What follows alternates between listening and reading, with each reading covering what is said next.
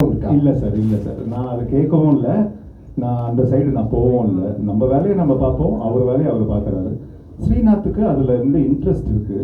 And plus அவர் தூத்துக்குடியில் தான் பிறந்தார் வளர்ந்தார். ஸோ தூத்துக்குடி மண்ணின் மைந்தன் அவர்.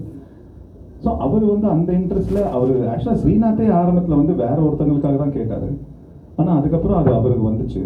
ஸோ அவர் வந்த வாய்ப்பு அவருக்கும் இன்ட்ரெஸ்ட் இருக்குங்கிறதுனால அவர் கண்டினியூ பண்ணார். இன்னைக்கு பை காட்ஸ் கிரேஸ் மினிஸ்டராக இருக்கிறார். நீங்கள் விஜய் சார்கிட்ட கேட்டிருக்கீங்களா? இல்லை இதை பற்றி எலெக்ஷனில் நிற்கிறத பற்றி பேசியிருக்கீங்களா? இல்லை ஏதாச்சும் உங்கள்கிட்ட ஃப்ரெண்டாக கேட்டிருக்காங்க? இல்லை சார், ரெண்டுமே இல்லை.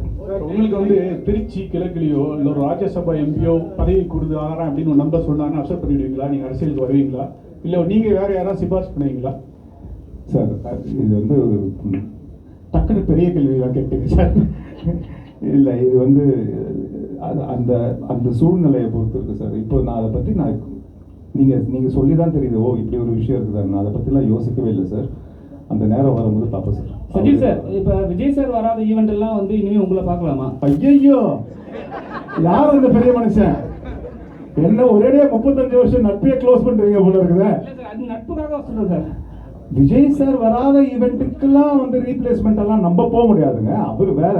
என்னன்னா என்னை கூப்பிட்டாங்கன்னா நான் போவேன் ஒரு ஈவெண்ட்டுக்கு. அது அவர் போகாத ஈவெண்ட்டுக்கு சரி இவரை கூப்பிடுங்க சார், பெரிய வார்த்தைலாம் சார், நட்பு க்ளோஸ் ஆகிடும் சார். சும்மா என்னை கூப்பிட்டாங்கன்னா எந்த ஃபங்க்ஷனாக இருந்தாலும் நான் போவேன், அவ்வளோதான். ரொம்ப